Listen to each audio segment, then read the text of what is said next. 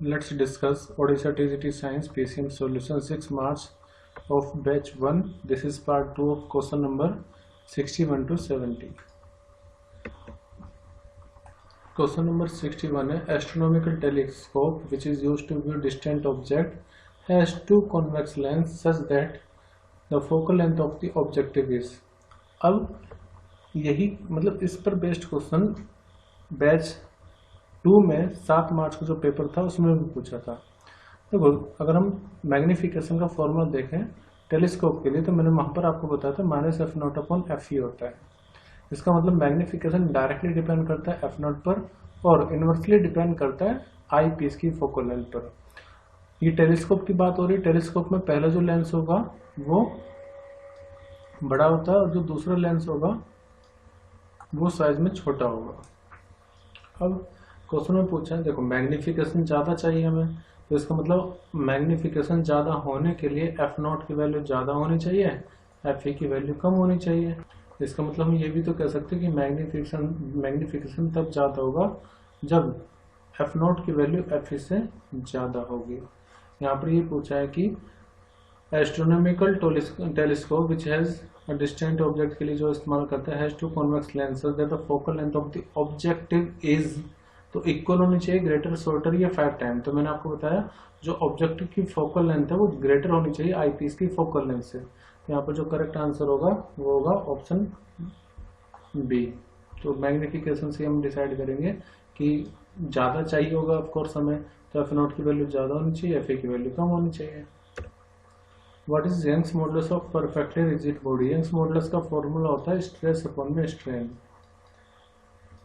या फिर स्ट्रेस मतलब force per unit area, strain मतलब चेंज इन लेंथ अपॉन में ओरिजिनल लेंथ, यहाँ पे लॉन्गिट्यूडनल लेंथ आता है, या फिर फोर्स इंटू में लेंथ अपॉन में एरिया इंटू में चेंज इन लेंथ। तो आप ये देखो ये यंग्स मॉडुलस डेल्टा एल पर डिपेंड कर रहा है। अगर कोई रिजिड बॉडी है इसका मतलब उसमें एक्सटेंशन हो ही नहीं रहा है, तो चेंज इन लेंथ कितना होगा 0, तो यंग्स मॉडुलस कितना हो जाएगा इन्फिनिटी। तो रिजिड बॉडी के लिए यंग्स मॉडुलस इन्फिनिटी होता है, यानी कि करेक्ट आंसर होगा ऑप्शन बी। अब wire stretch between two rigid support vibrate in its fundamental mode, मतलब कि मान लेते हैं कि हमारे पास ये कोई वायर है तो ये फंडामेंटल मोड में वाइब्रेट कर रहा है। इसका मतलब ये होगा कि कुछ इस तरह की वेव यहाँ पर बनेगी ऐसे, और जो लेंथ ऑफ वायर होगा ये किसके इक्वल होगा? देखो जैसे वेवलेंथ होता है, ये कंप्लीट वेवलेंथ हम इसको बोलते हैं। तो एक ये होता है नोड और ये भी होता है नोड। एक नोड से दूसरे कंसेक्यूटिव नोड के बीच की दूरी होती है λ/2। यहाँ पर लेंथ इक्वल टू होगा λ/2 के। हमसे पूछा है कि टेंशन कितनी होगी और गिवन क्या क्या है, फ्रीक्वेंसी गिवन है 45 हर्ट्ज और mass of the wire given है 3.5 × 10⁻² kg, और लीनियर मास डेंसिटी को मैं म्यू से डिनोट कर रहा हूँ, इसको बोलते हैं मास पर यूनिट लेंथ। तो ये गिवन है 4 × 10⁻²। देखो यहाँ से हम लेंथ भी निकाल सकते हैं। कैसे? हमें पता है कि म्यू इक्वल टू m/l होता है, तो लेंथ इक्वल टू कितना हो जाएगा मास अपॉन में मास डेंसिटी। तो मास कितना है 3.5 × 10⁻², और ये कितना 4 × 10⁻²। So it will be equal to 3.5 upon में 4। तो मतलब लेंथ भी हम निकाल सकते हैं, इससे उसकी हमें जरूरत पड़ेगी भी। अब फॉर्मूला क्या होता है? देखो फ्रीक्वेंसी इंटू वेवलेंथ होता है स्पीड के बराबर, और जब कोई स्ट्रेच वायर है तो इसकी जो स्पीड होती है वो होती है टेंशन अपॉन में मास डेंसिटी, मतलब म्यू बोलते हैं। तो जो फ्रीक्वेंसी हो जाएगी वो हो जाएगी 1 में लैम्डा इंटू में टेंशन अपॉन में म्यू, या फिर आप ये देखो कि यहाँ से लैम्डा किसके बराबर हो जाएगा 12 के। तो फॉर्मूला डायरेक्टली मैं आपको बता दूं तो वो आपको रट्टा मारना पड़ता है। अब आप समझ गए कि फॉर्मूला आया कैसे है। तो डायरेक्ट फॉर्मूला होता है f इक्वल टू 1/2L√T/μ। देखो लेंथ मैंने इसलिए आपको बताया था निकालनी पड़ेगी क्योंकि यहाँ पर हमें चाहिए म्यू मतलब मास डेंसिटी तो गिवन है 4 × 10⁻²। टेंशन हमें फाइंड करनी, फ्रीक्वेंसी हमें गिवन है 45 हर्ट्ज। तो अगर ये फॉर्मूला हम टेंशन के लिए बनाए तो हमें स्क्वायर करना पड़ेगा दोनों तरफ। So it will be equal to 4L² और टेंशन T अपॉन में म्यू, क्योंकि रूट हट जाएगा। So tension will become 4L² mu into में f²। तो देखो सारी वैल्यू हमारे पास है, बस उनको सॉल्व करेंगे। म्यू लेंथ कितनी है तो 3.5 अपॉन में 4² हो जाएगा ये, इंटू मास डेंसिटी 4 × 10⁻², और यहाँ पर फ्रीक्वेंसी 45 का स्क्वायर। तो जब हम इसको सोल्व करेंगे टेंशन विल बिकम 248 न्यूटन। तो करेक्ट आंसर होगा ऑप्शन बी 248 न्यूटन।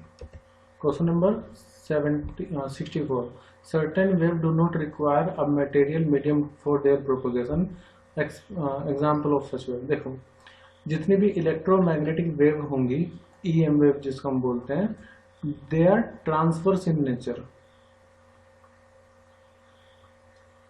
ठीक है, ट्रांसवर्स नेचर में होती है। And also this electromagnetic wave does not require medium to travel.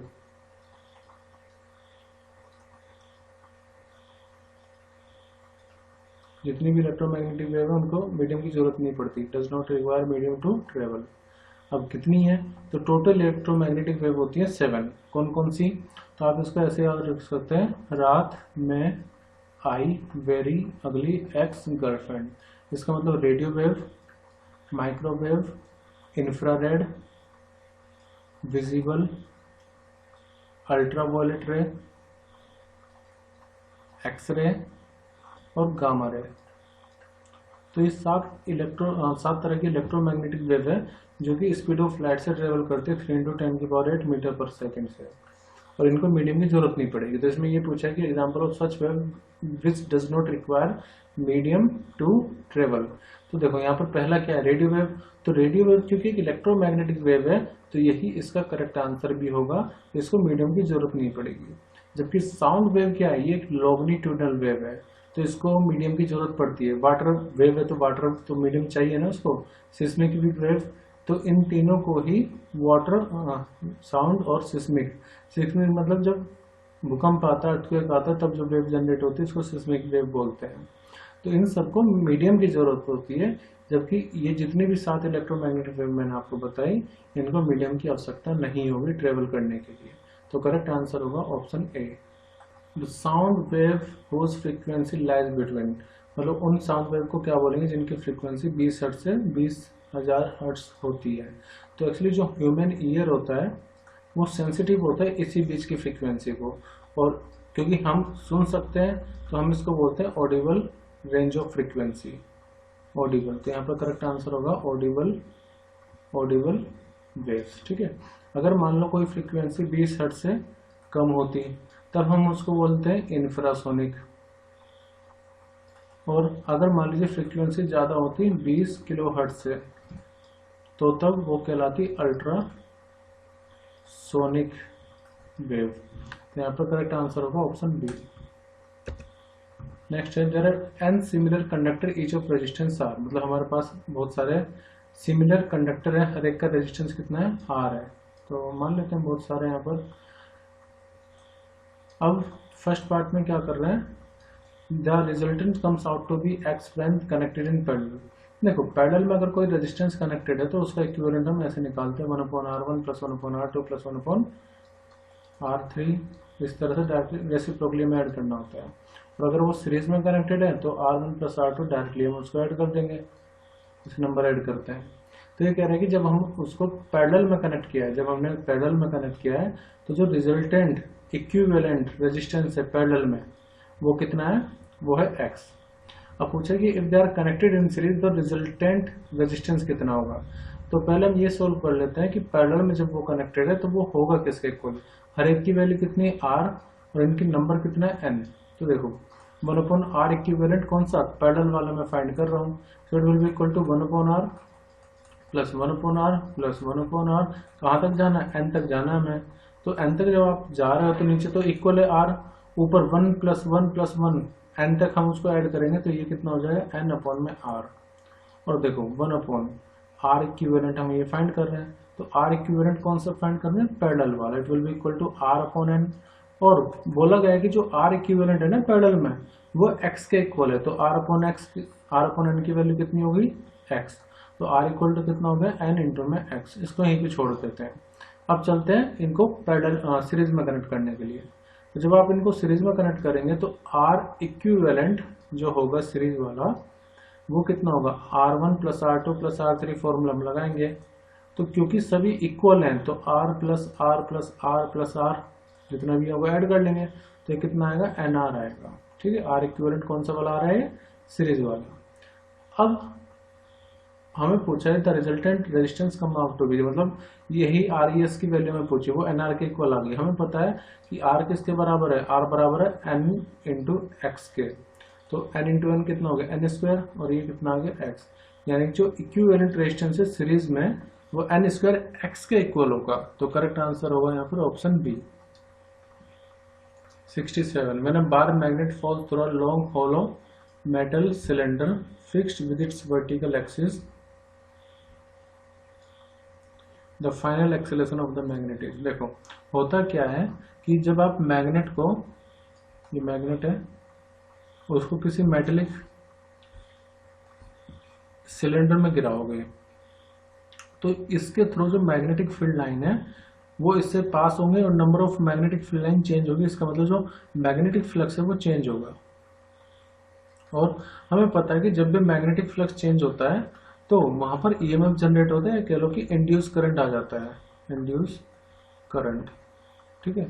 और लेंज लॉ के अकॉर्डिंग, मैंने इससे पहले पार्ट में बताया था, लेंज लॉ के अकॉर्डिंग जो डायरेक्शन है यहाँ पर इंड्यूस करंट की वो कुछ इस तरह से जनरेट होती है कि वो उस कोज का अपोज करे जिसकी वजह से वो करंट बना है। इसका मतलब ये हुआ कि जब ये मैग्नेट नीचे आ रही होगी, नीचे गिर रही होगी, तो इस मेटलिक वायर में एक, या मेटलिक सिलेंडर में एक करंट इंड्यूस होगा, और ये जो करंट इंड्यूस होगा ये कुछ इस तरह से मैग्नेटिक फील्ड जनरेट करेगा कि ये इस मैग्नेट को नीचे आने से रोकेगा, मतलब उसके मोशन का अपोज करेगा। मोशन का अपोज कौन कर रहा है, मोशन का अपोज कर रहा है जो करंट इंड्यूस हुआ है। इसका मतलब ये होगा कि जब ये गिर रही होगी, जनरली अगर ये सिलेंडर ना होता तो वो एक्सेलरेशन जो होता उसका फ्री फॉल होता तो G के इक्वल हो जाता, लेकिन अब क्योंकि करंट इंड्यूस हो रहा है, जब करंट इंड्यूस हो रहा है तो मोशन का अपोज करेगा, तो उसका जो एक्सेलरेशन होगा वो लेस देन हो जाएगा G से, बट ये हमारा आंसर नहीं है। तो जब वो गिर रही होगी उसका एक्सेलरेशन लेस देन होगा G से। फिलहाल हमसे पूछा कि फाइनल एक्सेलरेशन बताओ कितना होगा। फाइनल एक्सेलरेशन का मतलब ये हो गया कि जब वो नीचे गिर रहा होगा, ठीक है, उसका एक्सेलरेशन कम हो गया, लेकिन एक पॉइंट ऐसा आएगा कि जब उसका वेट इक्वल हो जाएगा जो अपवर्ड फोर्स उस पर लग रही होगी इंड्यूस करंट की वजह से, तो ऐसे में ये जो इसका एक्सेलरेशन होगा वो हो जाएगा 0, क्योंकि नेट फोर्स कितनी हो जाएगी, नेट फोर्स हो जाएगी 0। कब, जब उसका वेट अपवर्ड फोर्स के इक्वल हो जाएगा। जब नेट फोर्स 0 हो गया, एक्सेलरेशन 0 हो गया, तो अब वो कांस्टेंट स्पीड से मूव करेगा, ठीक है, वो कांस्टेंट स्पीड से मूव करेगा। इस स्पीड को बोलते हैं टर्मिनल वेलोसिटी, टर्मिनल वेलोसिटी। तो जब भी वो टर्मिनल वेलोसिटी एक्वायर करेगा उसका फाइनल एक्सेलरेशन कितना हो जाएगा 0। तो यहाँ पर जो करेक्ट आंसर होगा वो रहेगा 0, ठीक है, क्योंकि फाइनल वर्ड आ गया ना इसलिए हम 0 ले रहे हैं। अगर ये फाइनल वर्ड ना होता, जस्ट ये पूछता कि ड्यूरिंग द फॉल एक्सेलरेशन कितना होगा, तब वो लेस देन G हो जाता, लेकिन फाइनली पूछा है तो वो इक्वल टू 0 होगा। ऐसे तब भी होता है जब आप मान लीजिए किसी लिक्विड में किसी स्फेरिकल बॉल को डाल रहे हो, ठीक है, तो वहां पर भी यही होता है कि वो टर्मिनल वेलोसिटी एक्वायर कर लेती है 2/9 r² G upon eta into difference in object, मतलब जो डेंसिटी का डिफरेंस होगा object minus difference of density of the liquid.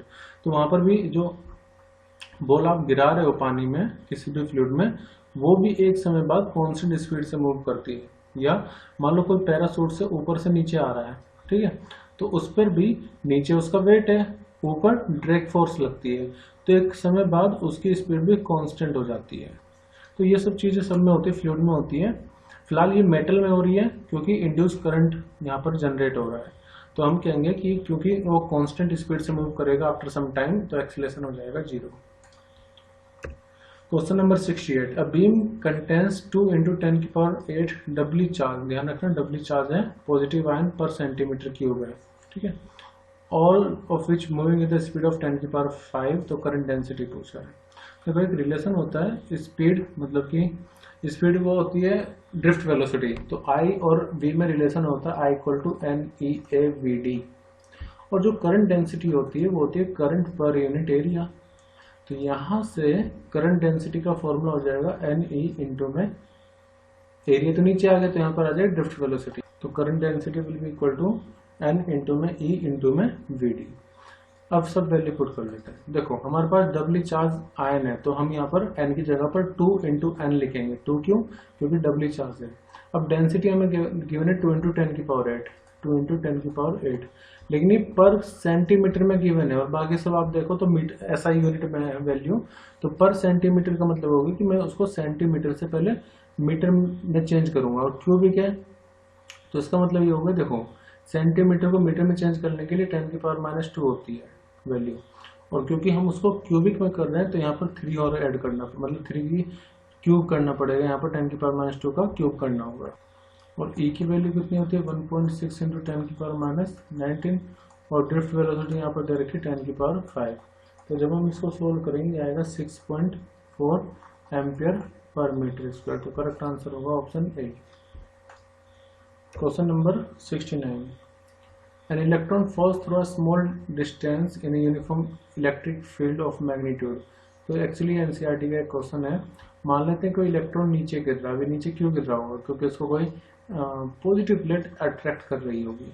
तो मान लेते हैं कि प्लेट यहाँ पर माइनस है, तो इलेक्ट्रिक फील्ड हमेशा पॉजिटिव से नेगेटिव की तरफ जाती है, ये हो गया इलेक्ट्रिक फील्ड। और जो इलेक्ट्रॉन होता है वो इलेक्ट्रिक फील्ड की अपोजिट डायरेक्शन में मूव करता है, क्योंकि उस पर फोर्स लगती है F इक्वल टू QE। ठीक है, तो जो फोर्स होगी इलेक्ट्रॉन पर, इलेक्ट्रॉन का चार्ज कैसा होता है? माइनस का होता है ना, -E इंटू में, तो वो इलेक्ट्रिक फील्ड के अपोजिट डायरेक्शन में मूव करता है। जबकि अगर कोई पॉजिटिव चार्ज है तो उसकी जो फोर्स लगेगी उस पर वो इलेक्ट्रिक फील्ड की डायरेक्शन में लगेगी। ये बेसिक कंसेप्ट है।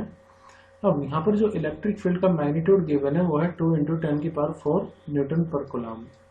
और ये कह रहा है the direction of the field is reverse keeping the magnitude unchanged and a proton falls through the same distance.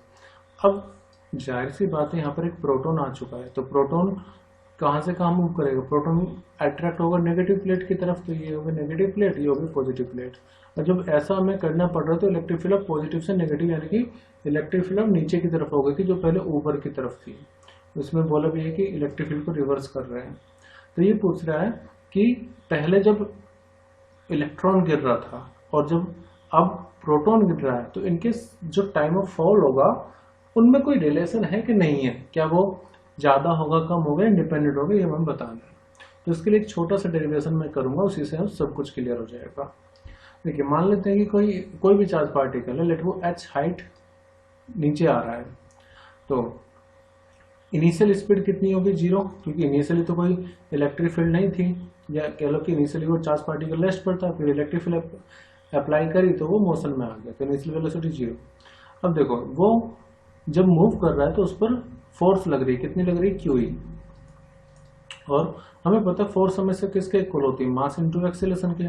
तो जो भी चार्ज पार्टिकल होगा उसका एक्सेलरेशन होगा QE अपॉन में मास m। ठीक है, अब आपने इक्वेशन तो पढ़ी होगी, क्योंकि यहाँ पर देखो ये कांस्टेंट एक्सेलरेशन होगा, क्योंकि इलेक्ट्रिक फील्ड कांस्टेंट है, चार्ज और मास तो कांस्टेंट हो गई।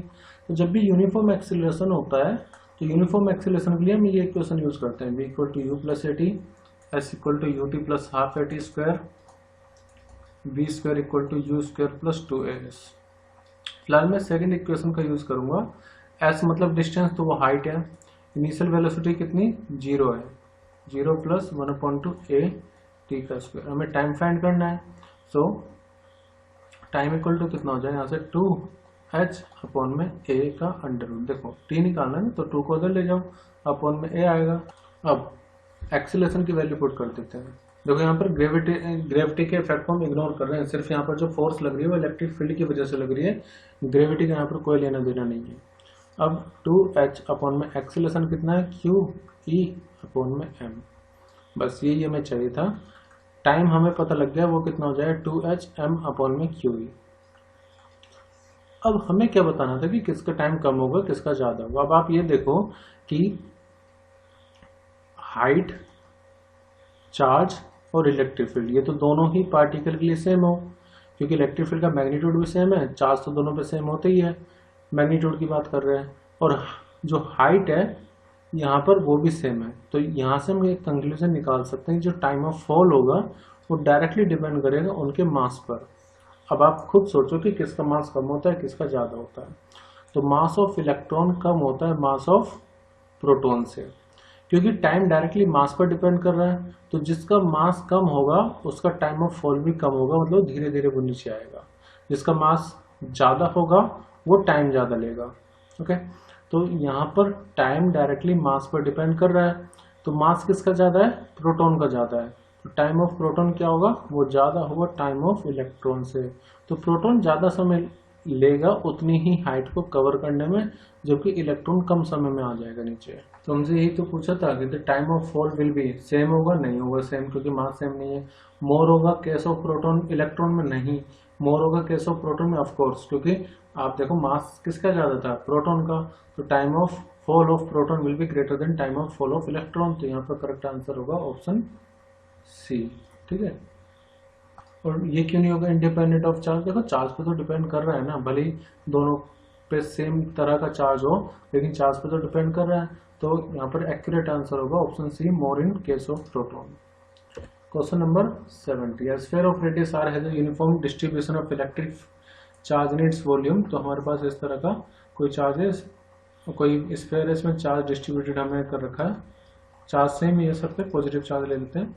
तो at a distance x from the centre the electric field is directly proportional to. अगर मैं स्फीयर की बात करूं, वो भी सॉलिड स्फीयर जिसमें अंदर चार्ज है, तो inside electric field directly depend करेगा डिस्टेंस पर, और आउटसाइड के लिए डायरेक्टली इनवर्सली डिपेंड करता है x के स्क्वायर पर। तो यहाँ पर जो करेक्ट आंसर होगा वो होगा ऑप्शन डी, क्योंकि इनसाइड वो डायरेक्टली डिस्टेंस पर डिपेंड करता है, आउटसाइड में 1/x² हो जाता है। तो अगर आउटसाइड पूछता तो ऑप्शन बी रहता सही। फिलहाल हमसे पूछा है इनसाइड के लिए। इनसाइड क्यों, क्योंकि x is less than the radius of sphere, तो ये अंदर ही कहीं पर लाई करेगा। तो करेक्ट आंसर होगा ऑप्शन डी।